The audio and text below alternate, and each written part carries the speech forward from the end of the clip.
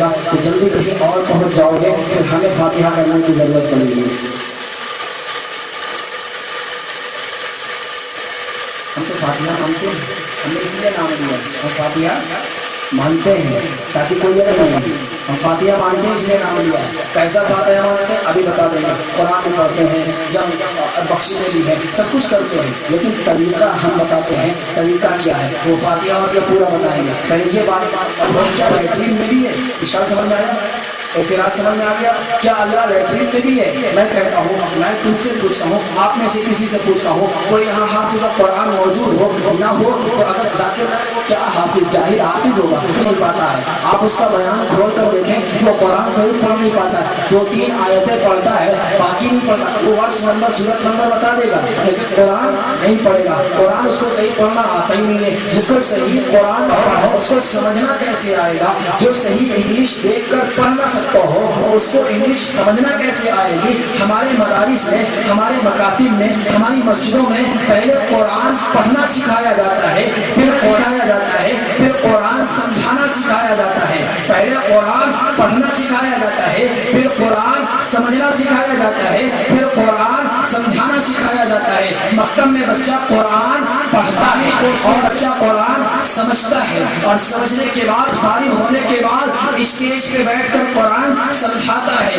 ہمارے اکابرین نے، بزرگوں نے ترتیب بنائی ہے، پہلے قرآن پڑھو، پھر قرآن سمجھو، پھر جو قرآن پڑھ نہ سکے، وہ قرآن سمجھ نہ سکے، وہ قرآن سمجھانے کے لیے بیٹھ گیا ہے۔ بتاؤ امت میں کتنی ضلالت اور گمراہی آئے گی؟ پہلے قرآن پڑھنا ہے، پھر قرآن سمجھنا ہے، پھر قرآن سمجھے۔ فرسٹ اسٹیپ اور سیکنڈ اسٹیپ، ان 2 اسٹیپ کو چھوڑ کر کے آگے کراس کر گیا ہے۔ بتاؤ وہ قرآن کیسے سمجھا سکتا ہے؟ بڑا سنکرم لگ رہا ہے، لیکن پہلے مرتبہ نہیں، کبھی کبھی پہلی مرتبہ کسی کو انجیکشن لگائے تو تھوڑا سا ڈر ہوتا ہے نا، زندگی میں کبھی آپریشن نہ ہوا ہو، پہلی مرتبہ آپریشن ہو تو بندہ ڈرتا ہے شاید ہماری روح نکل نہ جائے، 2-3 مرتبہ جھیل لیتا ہے تو سمجھتا ہے ٹیبلیٹ کڑوی ہی ہوتی ہے، کھانی پڑے گی، ہے نا ایسا؟ ٹیبلیٹ کڑوی ہوتی کھانی پڑے گی۔ 2-4 مرتبہ سننے کے بعد اس کی ایک میں مثال دیا کرتا ہوں کہ بتائیے کسی کو ڈاکٹر بتا رہے صحیح بالکل خالص اوریجنل دودھ کے ساتھ آپ کو صبح یہ دودھ دوا لینی ہے، اب بالکل اوریجنل پیور دودھ ہو، اس دودھ کے ساتھ اگر کوئی دوا لے گا، آپ دیہات کے ہیں، پہلی مرتبہ دودھ پیے گا تو پیٹ گڑبڑ ہوگا، پہلی مرتبہ خالص اچھا دودھ پیے گا تو پیٹ گڑبڑ ہو جائے گا۔ میں کہتا ہوں جو پہلی مرتبہ خالص اچھا دودھ پیے گا اس کے پیٹ میں گڑگڑ ہوگی، اور پہلی مرتبہ جو خالص اچھا اوریجنل مسئلہ سنے گا اس کے منہ میں پیٹ میں گڑگڑ ہوگی اور منہ میں گڑگڑ ہوگی، اور بار بار دودھ پیے گا تو گڑگڑ بھی بند ہو جائے گی، اور بار بار اچھا مسئلہ سنے گا تو گڑگڑ بھی بند ہو جائے گی۔ اگر میرے جانے کے بعد کوئی گڑگڑ پہلی مرتبہ بیچارے کو خالص مسئلہ ملا ہے،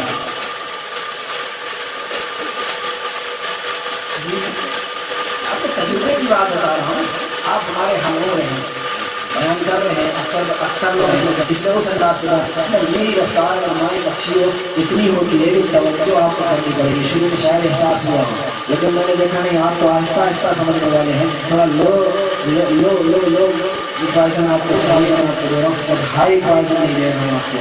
یہ سوال آیا، اشکال آیا، بتاؤ کیا اللہ لیٹرین میں بھی ہے؟ سوال سمجھ میں آ گیا؟ میں پوچھتا ہوں بتاؤ آپ حافظ قرآن ہیں یا نہیں؟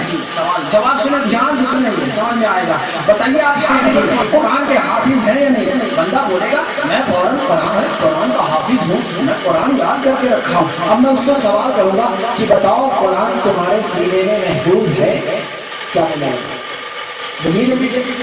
قرآن ہے تو میں فوراً سوال کروں گا بتاؤ تم قرآن کی حفاظت سینے میں کر رہے ہو؟ بولے گا سینے میں قرآن کی حفاظت کر رہے ہیں۔ اب میں پوچھوں گا بتاؤ تمہارے گھر میں پیسہ موجود ہے؟ وہ بولے گا موجود ہے۔ پیسہ نہیں ہو کہے گا کر رہے ہیں۔ اب میں آگے اس سے دوسرا سوال کروں گا بتاؤ قرآن کو بیت الخلا میں لے جانا جائز ہے؟ آپ بولے بھائی قرآن کو بیت الخلا میں لے جانا جائز ہے؟ بیت الخلا میں لے جانا جائز نہیں ہے۔ میں بولوں گا جب تم بیت الخلا میں جاتے ہو سینہ پھاڑ کر قرآن باہر رکھ کر جاتے ہو کیا؟ تم تو کہہ رہے ہو قرآن میرے سینے میں محفوظ ہے۔ محفوظ وہ چیز ہوتی ہے جو ارے پیسہ موجود ہے تبھی تو محفوظ ہے۔ تمہارے گھر میں گنڈا تبھی تو محفوظ ہے، کپڑے موجود ہیں تبھی تو محفوظ ہیں، بیوی بچے موجود ہیں تبھی تو محفوظ ہیں، موجود ہوتا ہے۔ تم نے کہا سینے میں قرآن محفوظ ہے، محفوظ تبھی ہوگا جب موجود ہوگا۔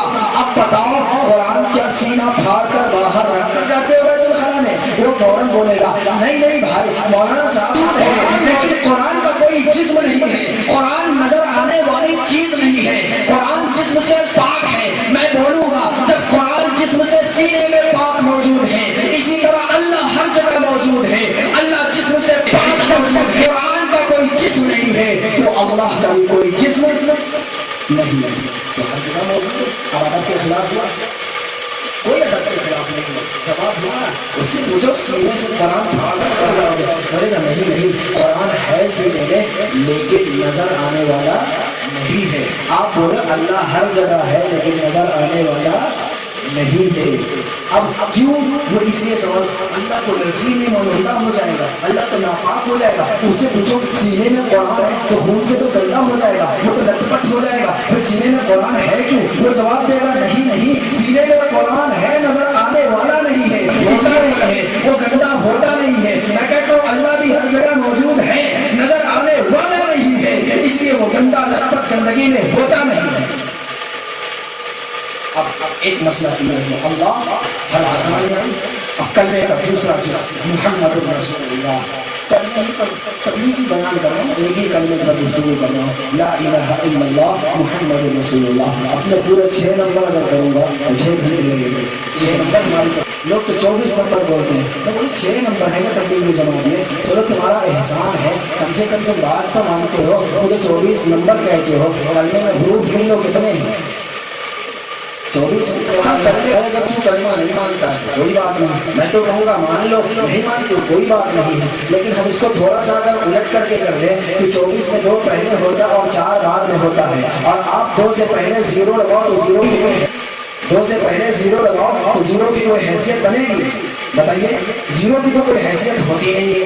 آپ 1 لکھو اور 1 سے پہلے 0 لکھو، 1 پڑھو گے یا 10 پڑھو گے؟ تو اب میں 24 کو لکھنے کے لیے بولتا ہوں اور اس کو اٹھا کے پلٹ دیتا ہوں، میں بولتا ہوں 24 ہوں، کہیں تک اس کے پلٹے ہوئے تو نہیں ہوں۔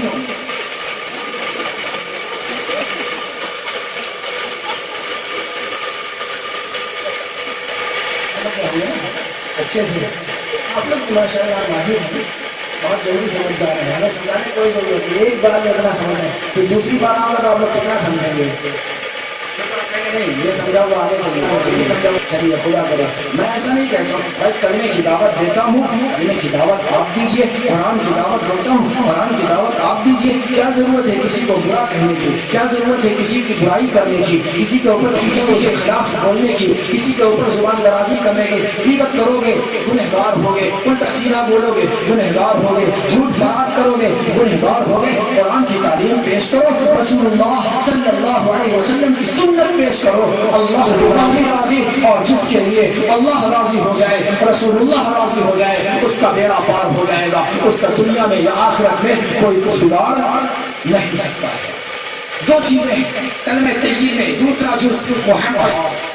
میں نے بتایا محمد رسول اللہ صلی اللہ علیہ وسلم نے اللہ کو دیکھا بھی ہے اور اللہ کو سنا بھی ہے۔ آخری نبی پاک پیارے پیغمبر صلی اللہ علیہ وسلم اللہ کے آخری نبی ہے، آپ کو نہیں ماننا ہے۔ آپ کی زندگی میں بھی بعض لوگوں نے نبوت کا دعویٰ کیا ہے، مسیلمہ کذاب نے نبی کی زندگی میں نبی با حیات تھے، نبی دنیا میں زندہ تھے، نبی مدینہ طیبہ میں با حیات تھے، اس وقت بھی کتھوں نے، کمینوں نے، کافروں نے، فاسقوں نے، فاجروں نے، مجرموں، ڈاکوؤں، چوروں، نالائقوں نے بھی رسول اللہ صلی اللہ علیہ وسلم کی نبوت کے اعلان کے بعد کہا ہے میں بھی نبی ہوں، وہ نبی نہیں ہو سکتا، نبی کتا سور ہو سکتا ہے۔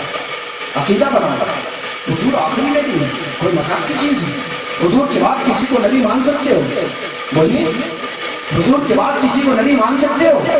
اللہ کے نبی جو بھی نبی نبوت کا آپ کے بعد دعویٰ کرے اس کو جہنمی کتا سور گدھا ماننا یہ بھی کم ہے، اس سے بھی بڑا کر کوئی لفظ بولو کہ یہ بھی کم ہوگا، الفاظ ختم کر دو گالی دینے میں، یہ بھی کم ہے۔ کیوں؟ وہ رسول اللہ کی نبوت پر حملہ کرنے والا ہے۔ حضور نے ارشاد فرمایا، مسلم شریف کی روایت ہے، مشکات المصابیح جلد نمبر 2 میں شاہ